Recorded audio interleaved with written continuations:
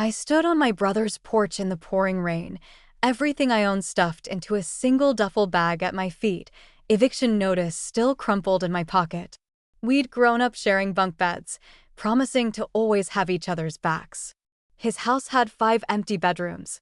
When he finally opened the door, he didn't even step aside to let me in, just looked at me with unfamiliar eyes and said flatly, "I have my own family to worry about now."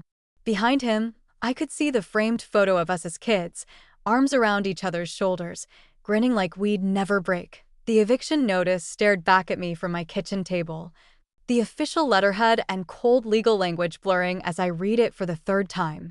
Final notice. Vacate within 72 hours. My hands trembled slightly, the paper crinkling at the edges where I gripped it too tightly. 8 years at Meridian Technologies, gone in a 15-minute meeting. Restructuring, they'd called it. Department elimination. Bloodless corporate terms that now meant I was about to lose the roof over my head. I slumped into a chair, surrounded by the half-packed boxes I'd been working on all morning.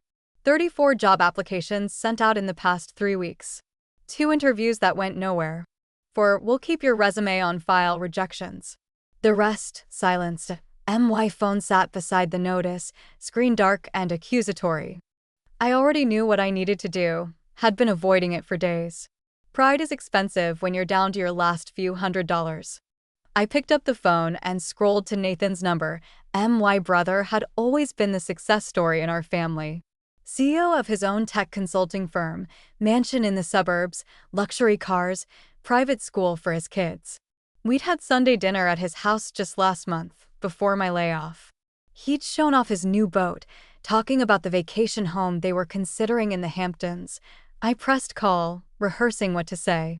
Not a handout, just a temporary loan. Maybe a place to stay for a couple weeks while I found a new job. The line connected. "Anne." Nathan's voice carried the distracted tone of someone interrupted in the middle of something important. "I'm about to head into a meeting. Everything okay?" "Not really," I admitted, swallowing hard. "I lost my apartment, Nate. The eviction notice came today.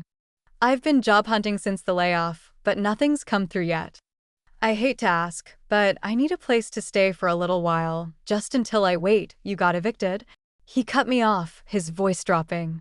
I heard a door close on his end, imagined him stepping into a private office. "How did you let that happen?" The question stung, as if losing my job had been a choice. The severance only covered 2 months' rent. "I've been trying, Nathan." A heavy sigh crackled through the phone. "And I don't know what you expect me to do. We don't have a spare room set up. The kids' stuff is everywhere. Vanessa's mother is visiting next week. I could take the couch," I said quickly, desperation creeping into my voice. "Just for a little while. Or maybe you could help with a security deposit on a cheaper place." "I can pay you back once I have my own family to worry about," he said, the words sharp and final. "We're stretched pretty thin ourselves with the new property investment. This isn't a good time."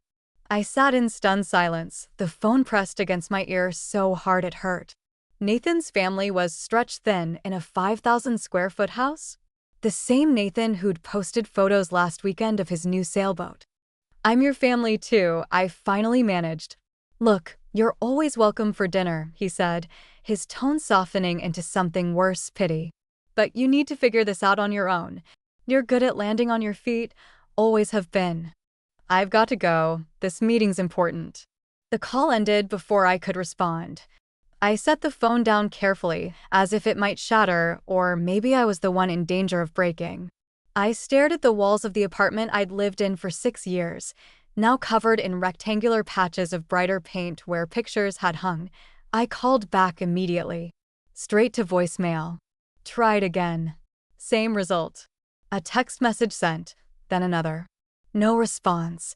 An hour later, my brother had blocked my number. That evening, I finished packing my belongings into my 10-year-old Honda Civic. What didn't fit went to the donation center down the street. The apartment manager stood in the doorway, watching impassively as I cleaned out the refrigerator. "I can give you until morning," he said, some small kindness in his gruff voice. "But I need the keys by 9 a.m. I nodded, not trusting myself to speak. When he left, I sank to the floor in the empty living room, back against the wall, trying to process how quickly life could unravel. 3 months ago, I'd had a career, an apartment, a savings account, and a brother I thought I could count on. The night passed in fitful stretches of half-sleep on the bare floor. By morning, reality had settled in with brutal clarity. I had nowhere to go. After handing over my keys, I sat in my car in the apartment parking lot, scrolling through contacts on my phone. Friends with spare rooms were few, and most had families, roommates, or studio apartments too small to share. A few might offer their couch for a night or two, but I couldn't bear the humiliation of explaining what had happened, of admitting my own brother had turned me away. I drove to a coffee shop, ordered the cheapest item on the menu, and used their Wi-Fi to search for extended stay motels. The cheapest was $69.99 per night, more than I could afford for long, but better than sleeping in my car immediately. I booked 3 nights, buying myself some time to figure out next steps. The motel room was clean but depressing, beige walls, a sagging mattress, and the lingering smell of old cigarette smoke despite the "no smoking" sign on the door. I sat on the edge of the bed, laptop open to job listings, and tried not to think about Nathan's spare bedroom sitting empty while I counted dollars for a motel. My phone chimed with a notification. For a hopeful moment, I thought it might be Nathan, having reconsidered. Instead, it was his wife Vanessa posting pictures on Instagram of their family at an expensive restaurant, celebrating their son's baseball victory. Nathan's arm was around his daughter, his expression the picture of paternal pride. The caption read, "Nothing more important than family."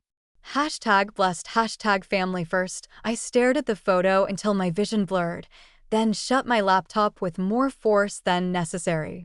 The irony would be funny if it weren't so painful. That night, I slept in my clothes on top of the motel bedspread, afraid to unpack even a toothbrush. Unpacking would make this real, would mean accepting that my own brother had let me become homeless while he dined at steakhouses and planned European vacations. I in the darkness of the unfamiliar room, a memory surfaced from years ago, Nathan at 20. Sitting at our parents' kitchen table, head in his hands after dropping out of college, his startup dreams seemingly crushed. Me, counting out my savings to loan him enough to try again. "You're investing in our future," he'd said, hugging me fiercely. "When I make it, you'll never have to worry about money again." I'd believed him then. Had believed in him through every iteration of his business, through the false starts and pivots, through the years of Christmas gifts accompanied by, "I'll pay you back soon." Had believed him even as I'd watched him climb into circles I couldn't access, adopt mannerisms and values that were increasingly foreign to me.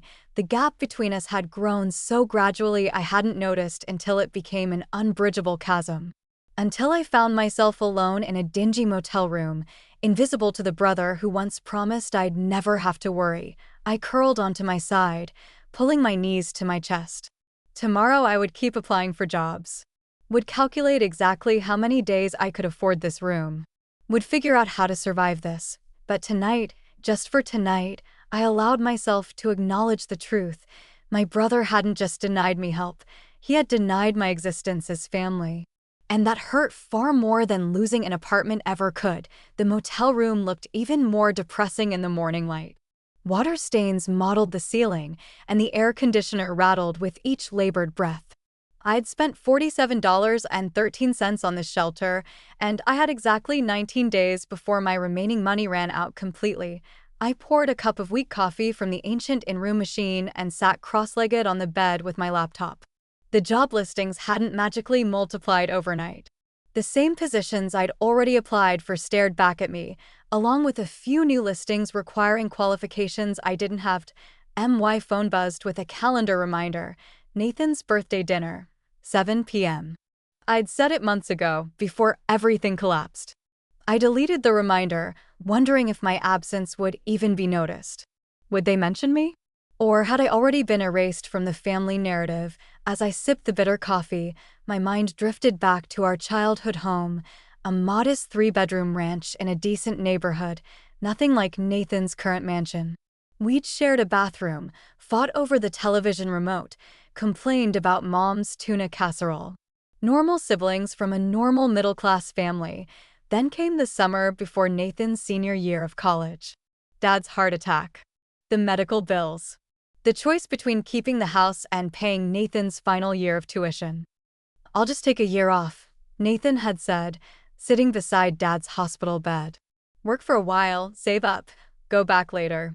But I'd seen the way his shoulders slumped, the fear in his eyes at watching his future slip away. Nathan had always been the smart one, the one with potential. I was just steady, reliable, and 2 years out of high school and working an administrative job with no clear career path. "I'll help," I'd announced, the words coming before I'd fully thought them through. "I've got savings and I can pick up extra shifts." The light that returned to Nathan's eyes had made it all worthwhile.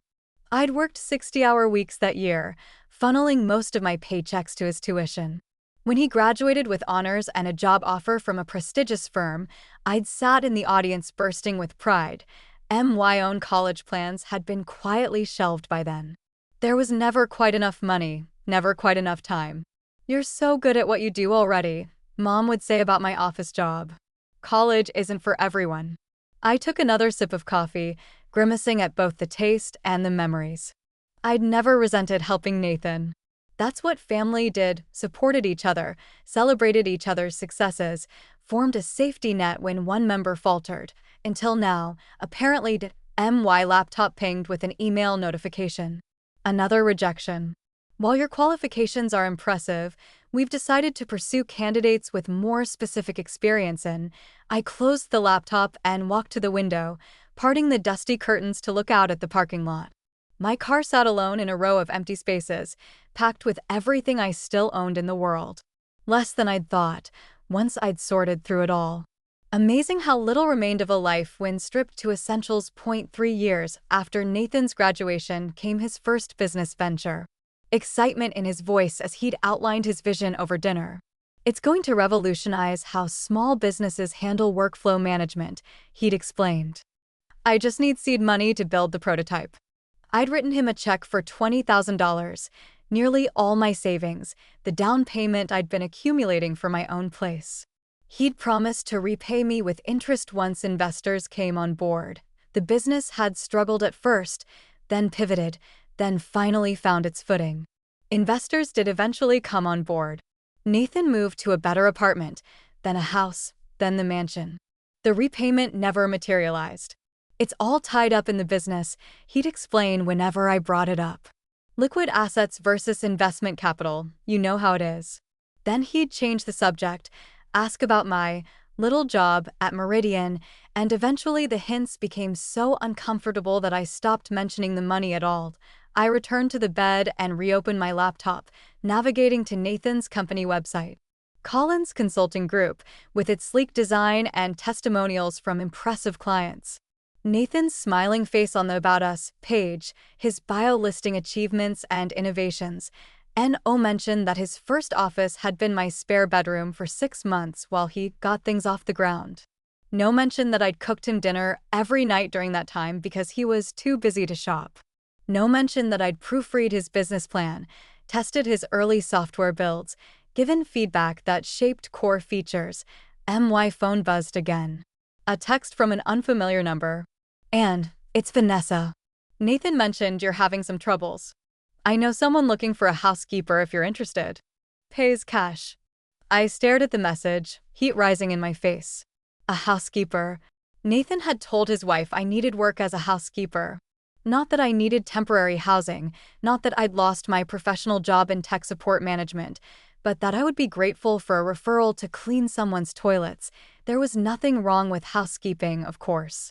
Honest work was honest work. But the subtext was clear. This was the category of employment Nathan now deemed appropriate for his sister. This was my place in the world as he saw it.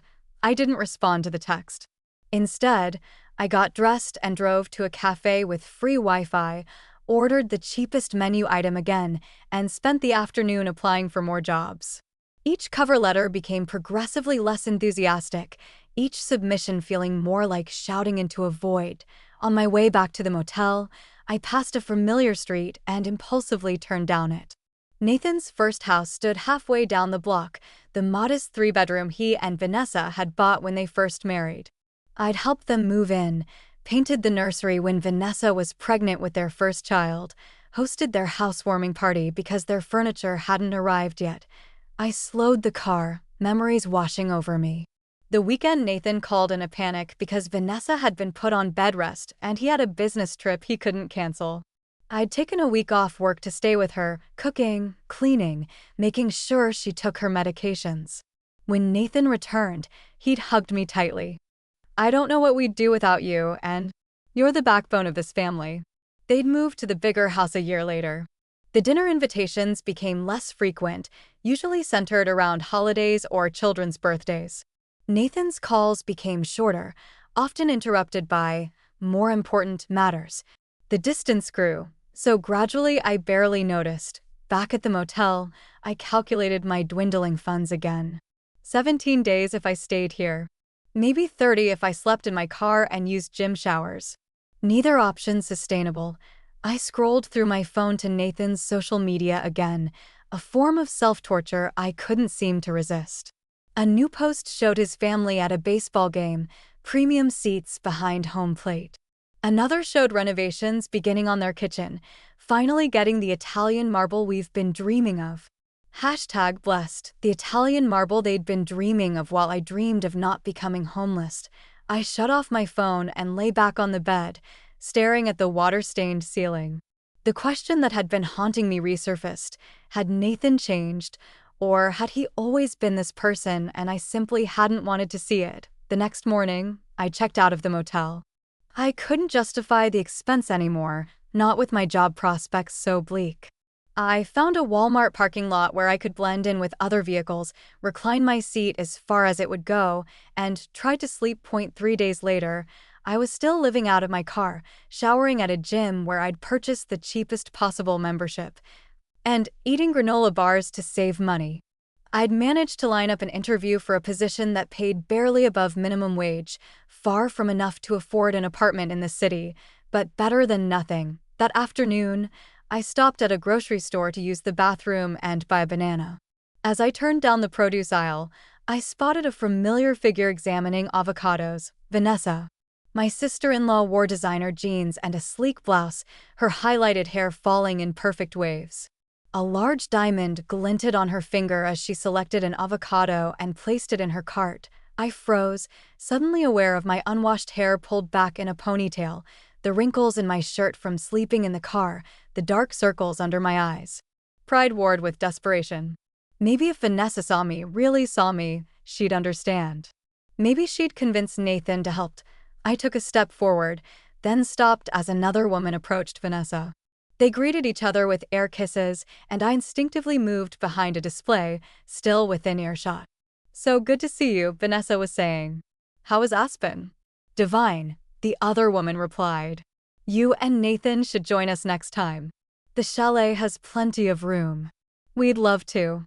Though we're headed to Europe next month, Milan, Paris, then a week in Santorini." The kids are so excited. Their conversation continued, meandering through vacation properties and private school admissions. I stood frozen, clutching a banana I no longer wanted, listening to Vanessa describe the life my brother led while I slept in a parking lot. Then the conversation shifted. "Such a headache," Vanessa was saying, her voice dropping slightly. "Nathan's sister lost her job and now she's hitting us up for money. You know how it is with family, always looking for handouts once they know you've got something." "That's awful," her friend sympathized. "Nathan works so hard for what you have. Some people just don't understand you can't just expect others to solve your problems." "Exactly." Vanessa agreed emphatically. "I told Nathan we can't enable her poor choices. She should have saved more, had a backup plan. That's what responsible adults do." I backed away, abandoning the banana on a random shelf, and hurried out of the store. In my car, I sat gripping the steering wheel, nausea rising in my throat. Poor choices. Handouts. As if I hadn't spent years helping them, supporting them, believing in them. As I started the engine, my phone buzzed with a news notification. I glanced at it automatically, then did a double take at the headline. Local tech entrepreneur Nathan Collins announces European expansion.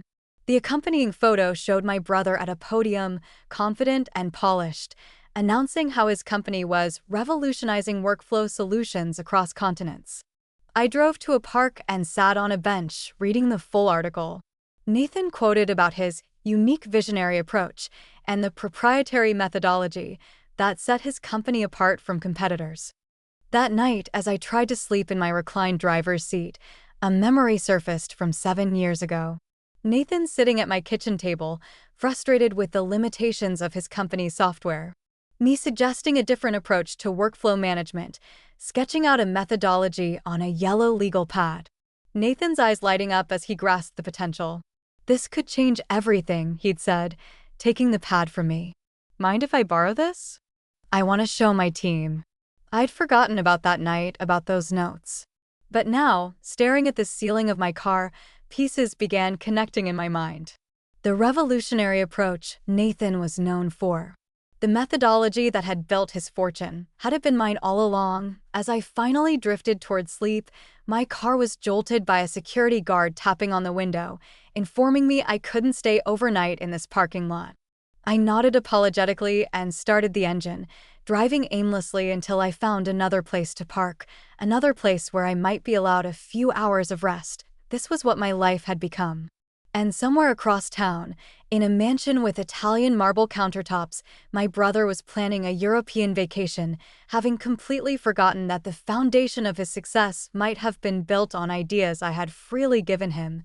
Back when I believed family meant something, it's amazing how quickly basic hygiene becomes a luxury when you're homeless. By the end of my first week living in my car, I had developed a precise routine. Arrive at the gym as soon as it opened, shower quickly, brush my teeth, change into the cleanest clothes available, and be out the door before the morning rush began. The fewer people who saw me with my small bag of toiletries and change of clothes, the better. The gym staff had started giving me suspicious looks. My membership was the most basic offered, clearly not meant for someone treating the facilities as their personal bathroom. I varied which locations I visited, trying not to attract attention, but options were limited. I sat in the gym parking lot, hair still damp from my shower, scrolling through job listings on my phone. My interview for the minimum wage position had gone nowhere. Overqualified was the rejection reason, code for, "We know you'll leave as soon as something better comes along." My phone battery dipped below 20%. Another daily challenge, finding places to charge my devices. Coffee shops worked, but required purchasing something. Libraries were better, but had limited hours. My car charger worked only when the engine was running, which consumed precious gas. I started the car and headed to the community college library. They didn't check student IDs at the door, and the study carrels had outlets. Plus, their job board sometimes had listings not posted online. As I drove, a calendar notification popped up on my phone screen. My car payment was due in 3 days. After that, insurance. The precarious tower of financial obligations loomed, threatening to collapse entirely. If I lost my car, I lost everything: my shelter, my transportation, my last connection to normality. ATA stoplight, a billboard caught my eye.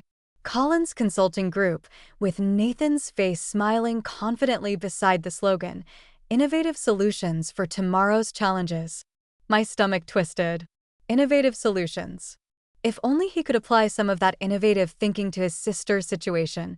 The library was quiet and cool, a blessed relief from the stuffy confines of my car. I found an empty corral in the back corner, plugged in my phone and laptop, and settled in for the day.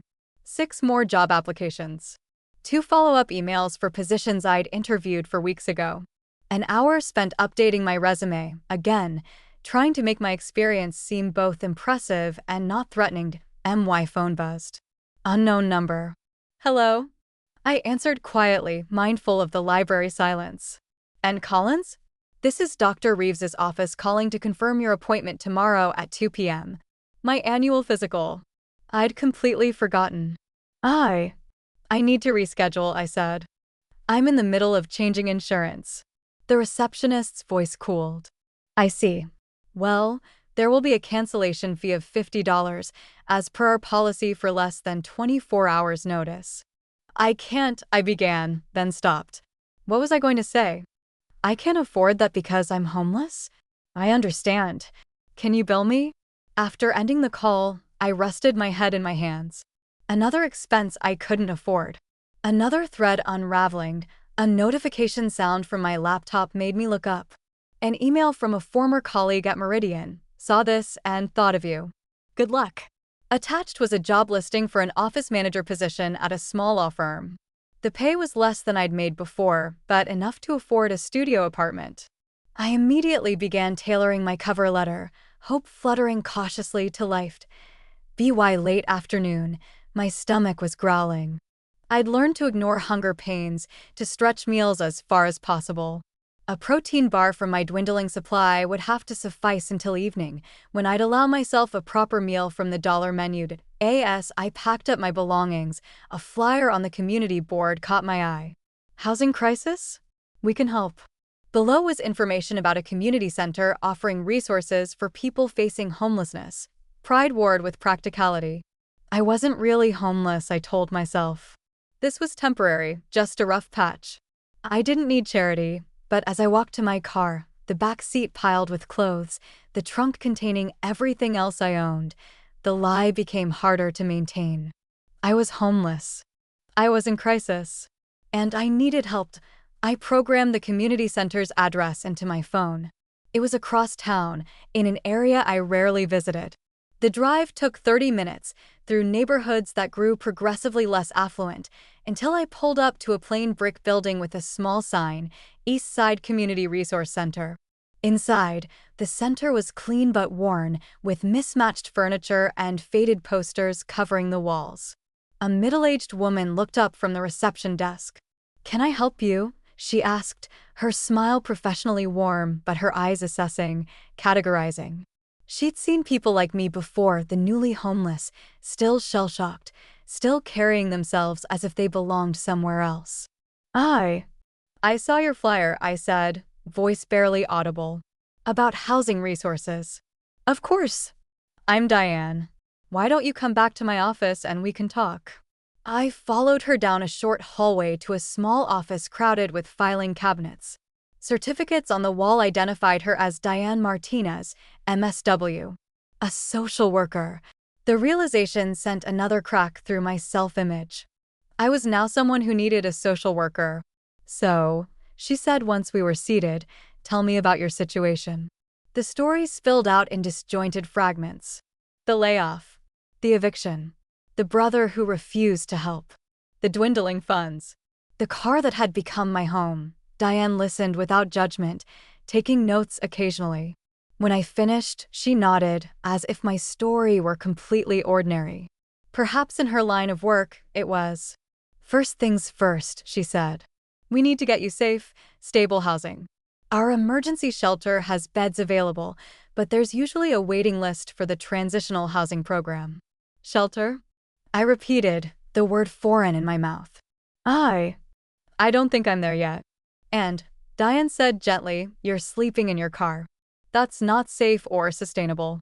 The shelter isn't perfect, but it's secure, clean, and connects you to resources." The thought of a shelter, of officially crossing that line, made my chest tighten. What about my car? My things? There's secure parking for residents. Your possessions can be stored. Diane paused, studying my face. This is hard, I know. But it's temporary. A step toward rebuilding, not an endpoint. I nodded, not trusting myself to speak. In the meantime, she continued, "Let's get you set up with emergency food assistance. We have a pantry here, and I can help you apply for SNAP benefits. Our computer lab is available if you need it for job searches. And we offer shower facilities and laundry services to anyone registered with us." Each offered resource was both a relief and a humiliation. This was never supposed to be my life. "Thank you," I managed. I had a good job. A career. I never thought. None of us do, Diane said simply. That's the thing about housing insecurity. It can happen to anyone. Job loss, medical bills, family breakdown. The system has very few safety nets. I thought of Nathan's repeated social media posts about personal responsibility and bootstraps mentality. How easily those philosophies applied when you had resources, connections, and family support. Let me show you the computer lab Diane offered, standing. You can get started on some applications while I check on shelter availability. The computer lab was small but well-maintained, with 6 workstations separated by privacy dividers. 2 were occupied, a middle-aged man in a button-down shirt that had seen better days, and a young woman with a sleeping toddler in her lap. I sat at an empty station and logged into my email, mechanically checking for responses to job applications. Nothing promising. Next, I opened social media, my daily act of self-flagellation. Nathan had posted a photo of his children in front of the Eiffel Tower. Surprise mini vacation to Paris. Making memories with the people who matter most. #blessed, #family first, my vision blurred. Paris. They were in Paris while I contemplated moving into a homeless shelter. I was about to close the browser when a headline in the business news section caught my eye. Collins Consulting Group wins Innovation Award for proprietary workflow system. I clicked the link. The article detailed how Nathan's company had been recognized for its revolutionary approach to workflow management, specifically citing the Collins method as a breakthrough in the industry. A chill ran through me. The Collins method. Why did that sound so familiar? Hastily, I opened a search engine and looked up more about this proprietary methodology. Article after article described Nathan's innovative approach, how it differed from conventional workflow management, how it had disrupted the industry. With shaking hands, I opened my cloud storage account. Years ago, I digitized old papers and notebooks, part of a brief organizational phase. I searched for files from the period when Nathan had been struggling with his company's direction. There it was. A scanned notebook labeled Work Ideas 2016. I opened it, scrolling through pages of my handwriting until I found what I was looking for: detailed diagrams and notes titled Integrated Workflow Management System. The notes outlined exactly the methodology now known as the Collins method. My methodology. The one I'd sketched out for Nathan that night at my kitchen table. The one he'd asked to borrow. I stared at the screen, memories crystallizing. There had been more than one session like that. Numerous times Nathan had picked my brain about business challenges, workflow inefficiencies, client management. I'd offered insights freely. I had a talent for systems thinking, for identifying bottlenecks and restructuring processes for efficiency. Nathan had listened, taken notes, asked questions. And apparently, he had built an empire on those conversations. I was still staring at my old notes when Diane returned. "Good news," she said. "We have a bed available starting tonight if you want it." I nodded absently, my mind still processing the revelation on my screen. "Anne," Diane prompted. "Are you all right?" "My brother," I said slowly. "I think he stole my ideas. The business he built, the success he's had, it's based on concepts I developed." Diane sat in the chair beside me, her expression careful. "That must feel like another betrayal on top of everything else." "It's more than that," I said, turning the screen toward her. "This isn't just me feeling unappreciated. These are documented methodologies I created years ago. The same ones his company is now famous for." She glanced at the screen, then back at me. "I'm not a lawyer, but that sounds like it could be a legal issue." "Intellectual property, maybe?" Maybe, I agreed, mind racing. "I never thought of it that way before." "One of our volunteers is an attorney," Diane mentioned. "He comes in on Thursdays for our legal clinic. Might be worth talking to him." I nodded, saving the files and closing the browser. The revelation had shifted something fundamental inside me. Nathan hadn't just abandoned me in my time of need. He had built his fortune on my ideas, my work, my insights. And now he was in Paris while I prepared to enter a homeless shelter. As I gathered my belongings, I felt something unfamiliar replace the shame and despair that had been my constant companions for weeks. Something harder, colder, more focused. "I'll take the shelter bed," I told Diane. "And I'd like to speak with that attorney." She nodded, seemingly relieved by my decisiveness. "Let's get you checked in." That night, in a narrow bed in a room shared with 3 other women, I made a promise to myself. This was not the end of my story. Nathan had taken much from me, my ideas, my trust, my belief in family. But he had not taken my intelligence, my determination, or my ability to rebuild, and perhaps, just perhaps, he had left me the tools to reclaim what should have been mine all along. The shelter was exactly what Diane had described: clean, secure, and deeply humbling. My first 3 nights were spent adjusting to the rhythms of communal living: scheduled showers, shared meals, lights out at 10 p.m. I'd been assigned a lower bunk in a room with 3 other women, all of whom politely maintained the fiction that none of us could hear each other cry at night. Thursday couldn't come fast enough. I'd thought of little else but my revelation about Nathan's business since discovering those old notes. Had he deliberately stolen my ideas, or had he simply absorbed them, later forgetting their source? The distinction mattered less than the outcome. He had built wealth on concepts I had created, while I slept in a homeless shelter. I arrived at the legal clinic 30 minutes early, clutching a folder containing printouts of my old notes alongside articles about Collins Consulting Group's innovative methodology. The community center was busier than on my first visit, with a line already forming outside the small room designated for legal consultations. And Collins. I looked up to see a man in his 50s with salt and pepper hair and glasses, dressed in business casual attire. "I'm Marcos Rivera," he said, extending his hand. "Diane mentioned your case might need specialized attention. Why don't we talk in my office instead of here?" Relief washed over me. I'd been dreading discussing my situation in the crowded community center, where anyone might overhear. Marcos's law office was 20 minutes away, in a modest building downtown. As we settled into chairs on opposite sides of his desk, I felt a flutter of nervousness. Was I overreacting? Would a real lawyer laugh at my claims? "So," Marcos said, "Diane mentioned something about intellectual property concerns involving your brother's business. Tell me what's going on." I took a deep breath and began from the beginning: my relationship with Nathan, our history, my current homelessness, and finally, the discovery about his business methodology. As I spoke, Marcos listened intently, occasionally making notes. "May I?" he asked, gesturing to the folder I'd brought. I handed it over, watching anxiously as he examined my old notes, then the articles about Nathan's company. His expression remained neutral, professional, but I caught the slight raising of his eyebrows as he compared certain passages. "These are remarkably similar," he said finally. "The 7-step workflow process you outlined here is practically identical to what's described in this article about the Collins method." "Then I'm not imagining things." "No," he said, setting down the papers. "You're not imagining anything. This looks like a legitimate intellectual property issue." He leaned forward. "And how much do you know about your brother's business structure? The legal entity, when it was formed, that sort of thing?" "Not much," I admitted. "I know he incorporated about 6 years ago.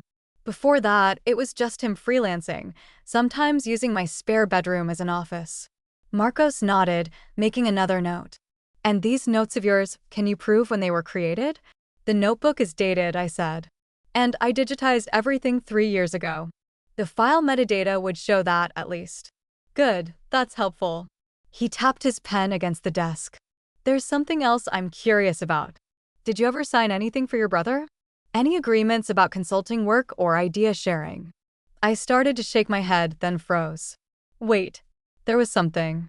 Years ago, when he was first getting serious about the business, he had me sign some papers, said it was for tax purposes because he'd used my address for some business mail.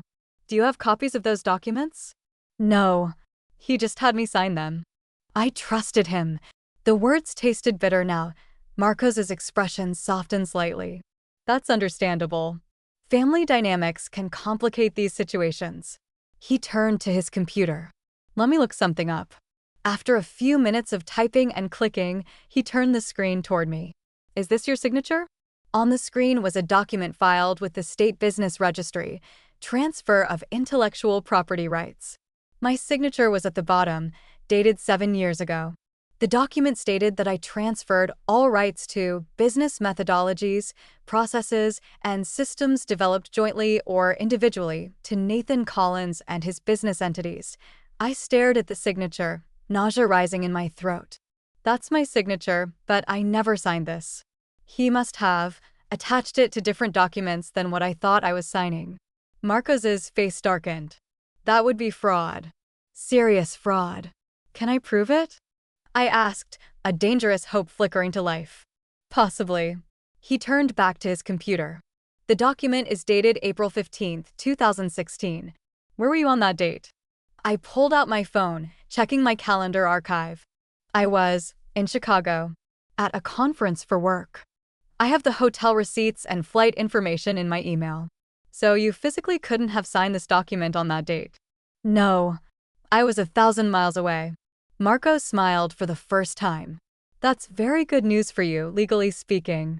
He gathered the papers into a neat stack. And, based on what you've shown me and what we've discovered, I believe you have a strong case. Not just for intellectual property theft, but for fraud and possibly unjust enrichment. What does that mean for me? Practically speaking, it means, he said, that you might be entitled to significant compensation. Possibly even an ownership stake in your brother's company, depending on how extensively your work was used to build it. Hope and terror warred within me. Taking on Nathan meant confronting not just my brother, but his resources, his wealth, his legal team, his connections. He's powerful, I said quietly. Connected. I'm living in a shelter. How could I possibly fight him? Marcos leaned forward. You won't be fighting alone. I'd like to represent you and... on contingency. Contingency? It means I don't get paid unless you win.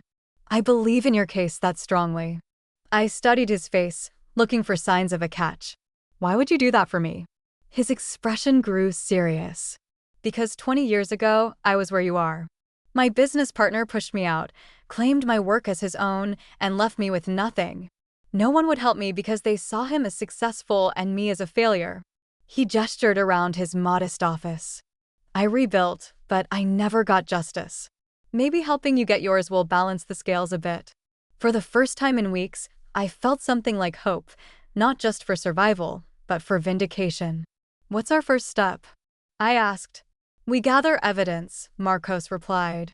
Every email, every note, every conversation you can remember about these business methods. We find witnesses who knew about your contributions. And we prepare to show your brother that his perfect life is built on a foundation of fraud. As I left Marcos's office, clutching his business card like a talisman, I felt a shift inside me. I had moved from victim to plaintiff, from helpless to empowered. Nathan had resources, yes, but I had truth. And just maybe, that would be enough. Marcos's office became my second home over the next 2 weeks.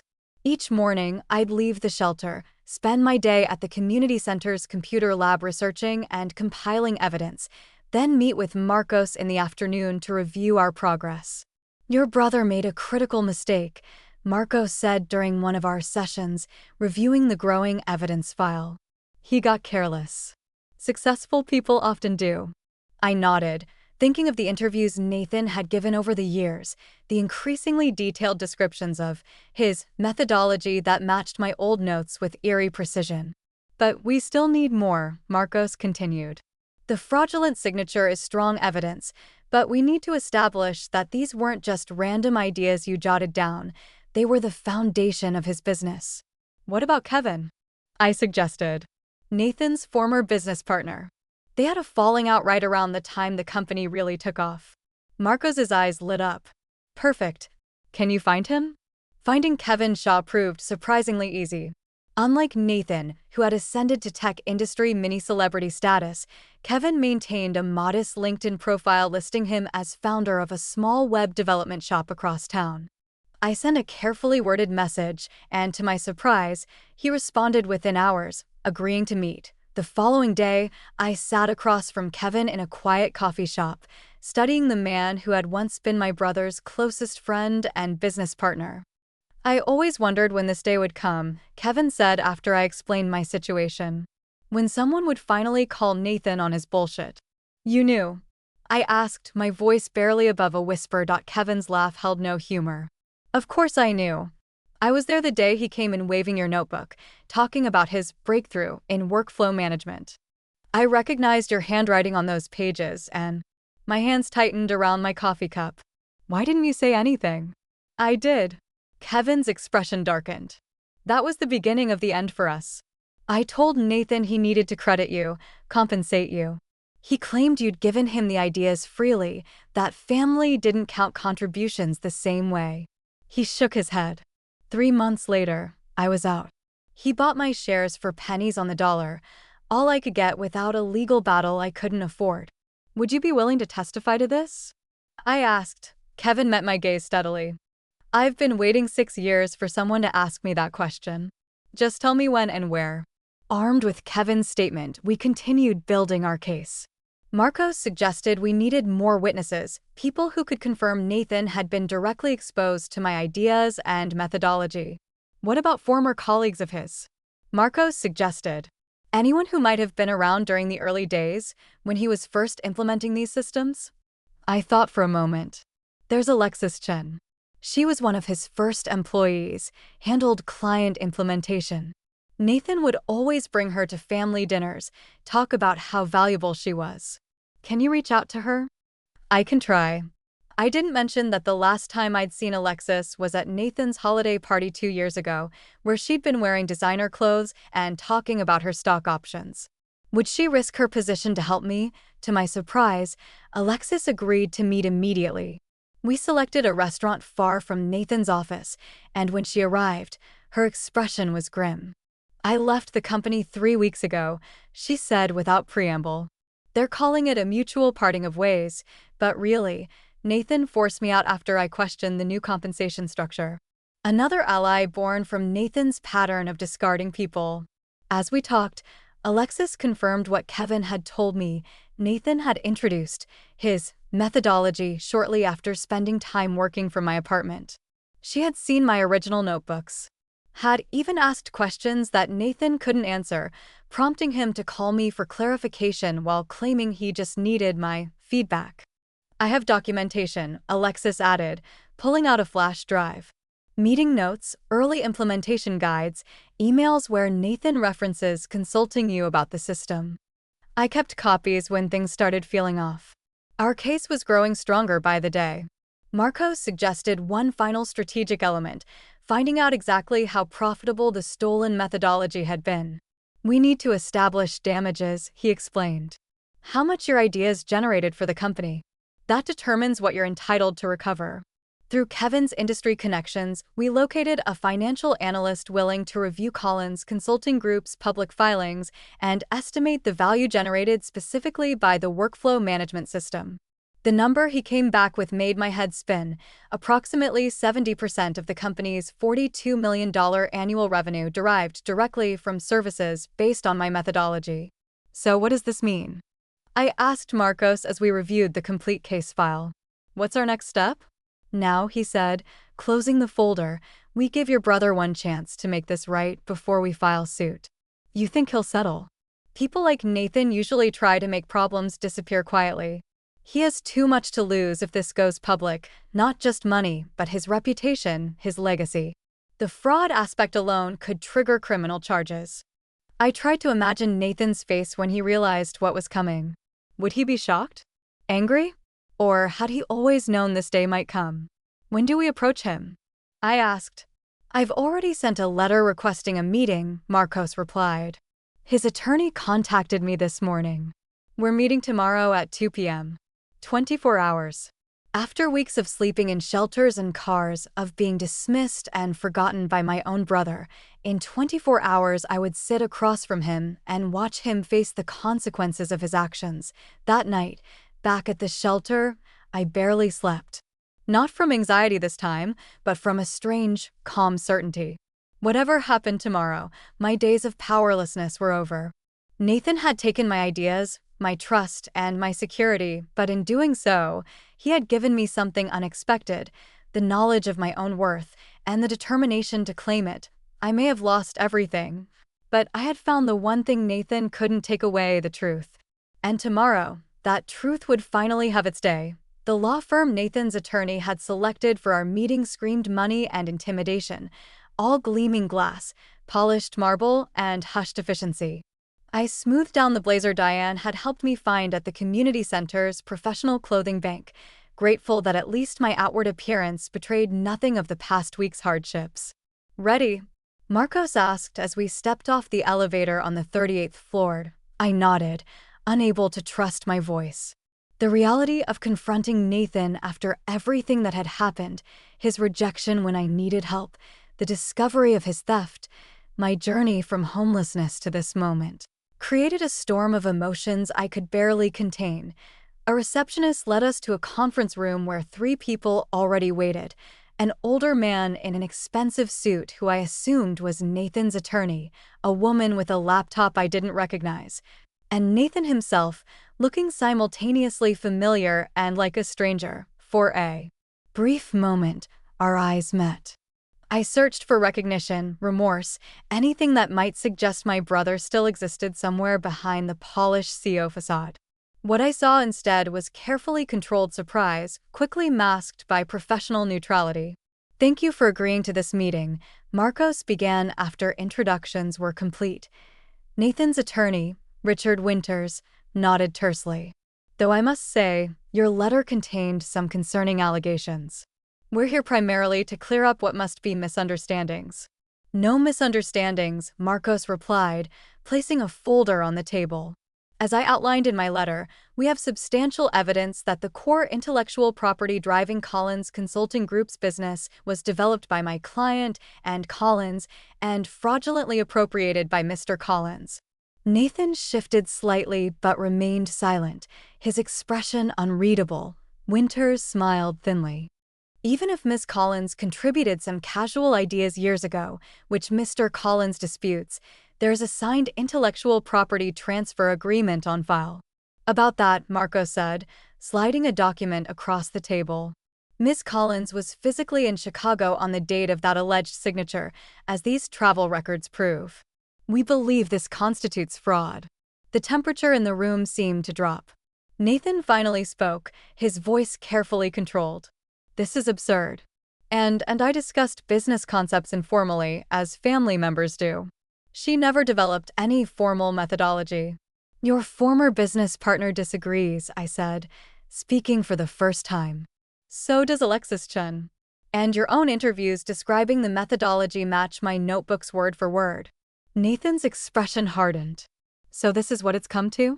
You're unemployed for a few weeks and decide to sue your own brother." The casual cruelty of his dismissal ignited something in me. "Unemployed for a few weeks? Nathan, I've been homeless. Living in my car, then a shelter. I asked you for help, and you said you had your own family to worry about. Remember?" A flicker of discomfort crossed his face, quickly suppressed. "That's unfortunate, but it doesn't entitle you to make claims against my company." "No," Marcos interjected. "What entitles her are the documented facts that her intellectual property was stolen and has generated approximately $30 million in revenue for your company annually." Nathan's attorney leaned forward. "These are serious accusations with little substantiation. If you proceed with this suit, we will respond aggressively." Marcos remained unruffled. We anticipated that position. He opened his folder and began methodically laying out documents: Kevin's sworn statement, Alexis's internal records, my original notebooks, the financial analysis, and finally, a USB drive. This contains recorded conversations with 3 former employees who confirm Ms. Collins's direct involvement in developing what is now called the Collins method. The silence that followed was deafening. Nathan stared at the evidence before him, the confident facade cracking slightly. "What exactly are you seeking here?" Winters asked, his tone markedly less dismissive. "Full recognition of Ms. Collins's intellectual contribution, financial compensation for past revenue generated by her methodology, and an ownership stake moving forward," Marcos stated. "Plus damages for the fraudulent documentation." Nathan abruptly stood. "May I speak with my sister alone?" His attorney looked alarmed. "Nathan, I strongly advise just 5 minutes." Nathan's voice left no room for argument. After a brief hesitation, Marcos turned to me. Your call, Anne. I nodded. 5 minutes. The others filed out, leaving me alone with my brother for the first time since before my life collapsed. We regarded each other across the table, years of shared history and recent betrayal hanging between us. What do you really want, Anne? Nathan finally asked, his voice lower, more personal than the corporate tone he'd used before. Exactly what Marco said. Recognition. Compensation. Justice. This could destroy everything I've built. Everything you built using my ideas, I corrected. While I slept in my car. He flinched, just slightly. I didn't know it was that bad. You didn't want to know. I leaned forward. You blocked my number, Nathan. Your wife told her friends I was looking for handouts while you planned European vacations. Vanessa doesn't understand, don't. I cut him off. Don't pretend this is about her. This is about you. About the choices you made. Nathan's shoulders sagged slightly, the first genuine reaction I'd seen. I never meant for it to go this far. Which part? Taking my ideas? Falsifying documents? Or abandoning me when I needed help? He didn't answer directly. Instead, he asked, do you really want to drag this through the courts? It could take years. I have time, I replied evenly. What I don't have is anything left to lose. Something shifted in his expression then, perhaps recognition that the power dynamic between us had fundamentally changed.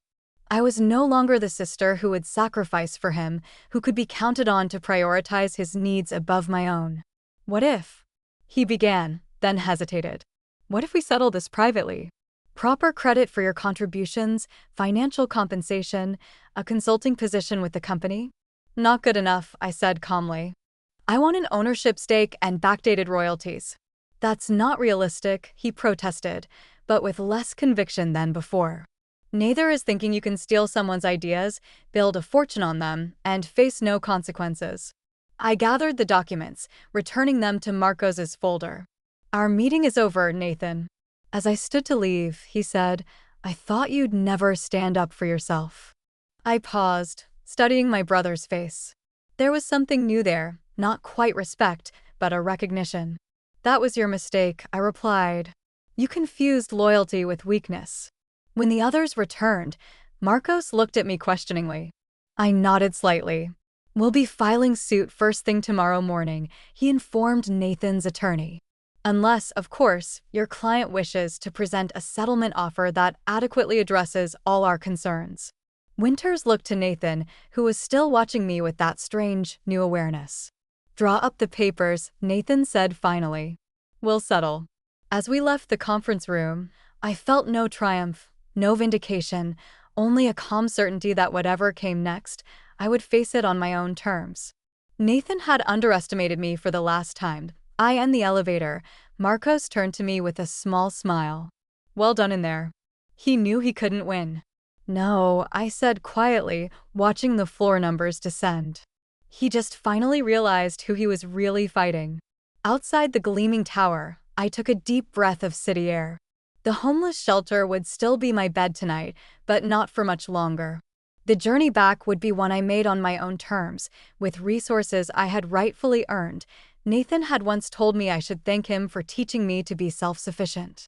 Perhaps someday I would, just not in the way he had intended. The settlement conference took place 3 weeks after our initial confrontation, in a sleek downtown law office with views of the city's skyline. I sat beside Marcos, watching as Nathan entered with his legal team, his expression now carefully neutral rather than dismissive. The terms had been negotiated through intense back and forth between our attorneys. Retroactive compensation for my intellectual property, formal credit as the creator of the Collins method, and a 15% ownership stake in Collins Consulting Group moving forward. Before we sign, I said, my voice cutting through the professional murmurs, I want to hear Nathan acknowledge what happened. Directly, not through lawyers. Nathan's attorney started to object, but Nathan raised his hand, silencing him. He met my gaze across the table, and for a moment, I glimpsed the brother I once knew, before success, before betrayal. I took your ideas, he said simply. The methodology you developed became the foundation of my company. I convinced myself they were casual suggestions, not intellectual property. That family contributions didn't count. He paused. And when you needed help, I turned my back on you because facing you meant facing what I'd done. The admission hung in the air between us. Not a full apology, but an acknowledgement of truth, which was all I had truly wanted. As we signed the documents, I thought about the journey from that first eviction notice to this moment. How I had gone from sleeping in my car to securing my future. How loss had forced me to recognize my own value in ways success never had. Nathan lingered after his attorneys left. And about what happened when you needed help. Don't, I cut him off. That part isn't about business. That was about who you are as a person, as my brother. He had the grace to look ashamed. Vanessa wants to have you over for dinner. To reconnect as family. I almost laughed at the absurdity. 3 weeks ago, I was sleeping in a homeless shelter while you vacationed in Europe. Family means something different to me now. As I gathered my papers, Nathan asked quietly, "Can we ever move past this?" I considered his question seriously. "I don't know. That's not something money or legal documents can fix." Outside the building, Marcos shook my hand. "Congratulations. You're now a millionaire many times over." The word felt strange, meaningless compared to the sense of vindication, of reclaiming my dignity. Financial security wasn't the victory. Standing up for myself was. That evening, I checked out of the shelter for the last time, thanking the staff who had supported me through my darkest days. Diane hugged me tightly. "What will you do now?" she asked. I thought about Nathan's question, whether we could move forward as family. About the complex tangle of betrayal, love, and shared history that bound us. About second chances and boundaries and the true meaning of family. First, I said, I'm going to get an apartment. Then I'm going to rebuild my life. On my terms.